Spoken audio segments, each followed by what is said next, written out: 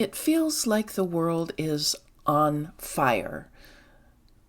While cruelty makes headlines, it's easy to stay in our beach chairs, safe, distant, and undisturbed, but love asks more of us.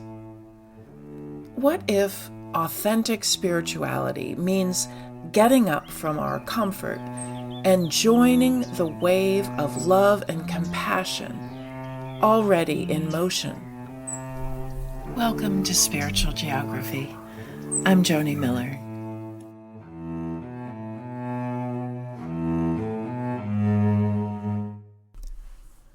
A few years ago, I read the book Caste by Isabel Wilkerson with a small group of thoughtful, compassionate white women. We'd been reading other anti-racism books during those early days of the pandemic when everyone was at home being introduced to Zoom meetings. But the stories in Caste hit us powerfully, much more so than the other books we'd read. We had trouble sleeping, thinking about the pain, injustice, intolerance, and cruelty that was embedded in our American experience. We made a rule: don't read the book after 4 p.m.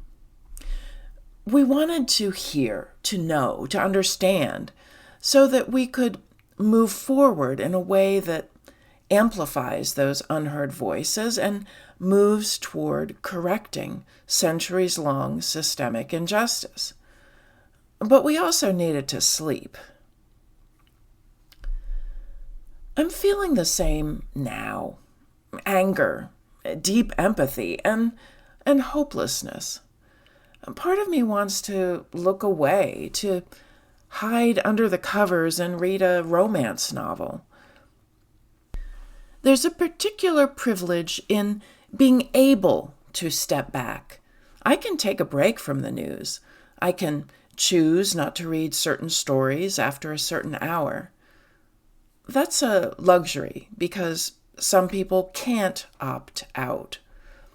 Some people are living inside the very systems I'm disturbed by. There's no pause button when the cruelty of racism, transphobia, or poverty is directed at you. I don't want to opt out. I want to stay awake, to stay present. But I know it doesn't do me or anyone else any good to get so overwhelmed I shut down. This is where the image of the ocean helps me. The ocean doesn't crash against the shore all day. It moves in rhythm. It rises, it recedes, but it never leaves. That rhythm of coming close and pulling back is how the ocean endures. What if staying emotionally present isn't about bracing ourselves against the tide, but learning to move with it, to rise and return with intention, in rhythm with our own capacity? There is a wave rising in this country and across the world. It's not just a protest or a moment. It's a movement formed by millions who are stepping in, speaking out, and standing up, not only for themselves, but for others. This wave is made of compassion, but also of righteous anger, of hard truths, and a refusal to look away. It carries the strength of people who are choosing every day to align their lives with what they believe matters most. We don't create this wave, it's already moving. But we do have a choice. We can walk away and find a beach chair, watching from a safe distance.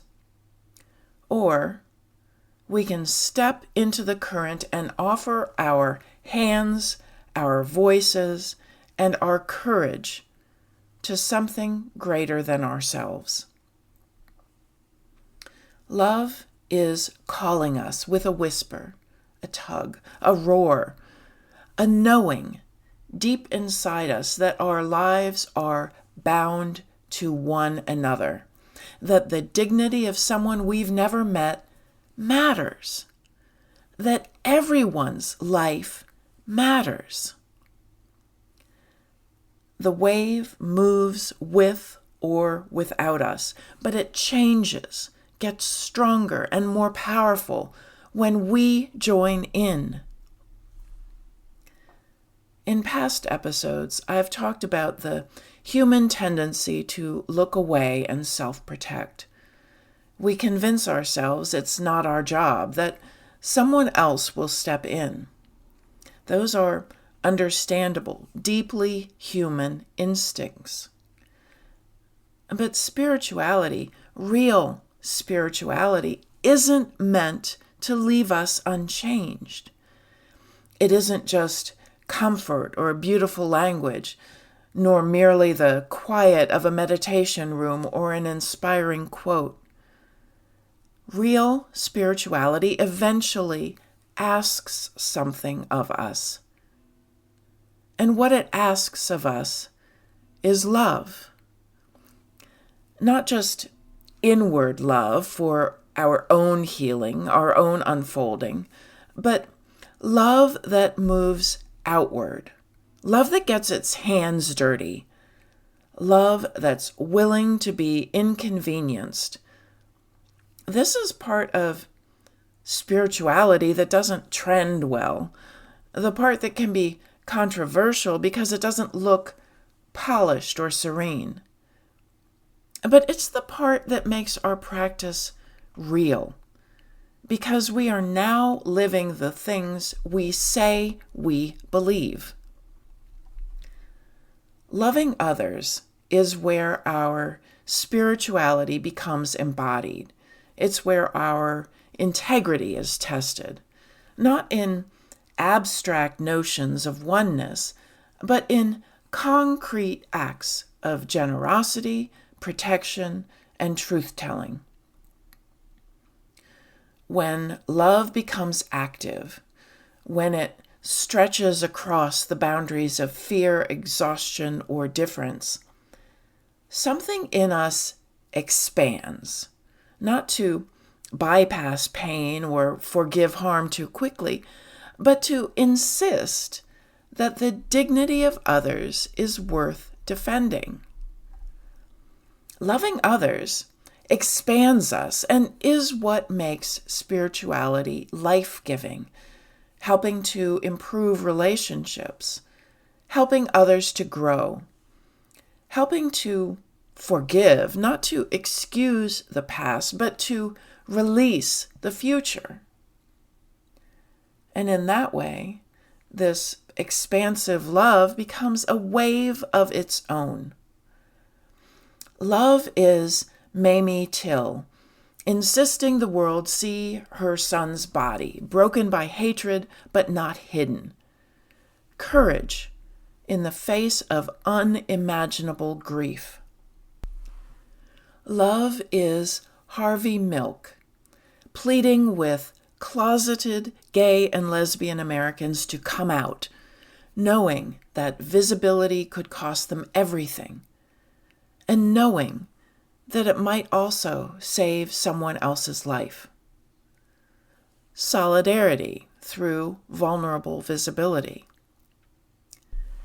Love is the countless ordinary people, later honored as the righteous among the nations, who hid Jews during the Nazi regime, risking death not because they were fearless, but because they believed in the humanity of those who were being targeted, honoring the sacredness of each human life.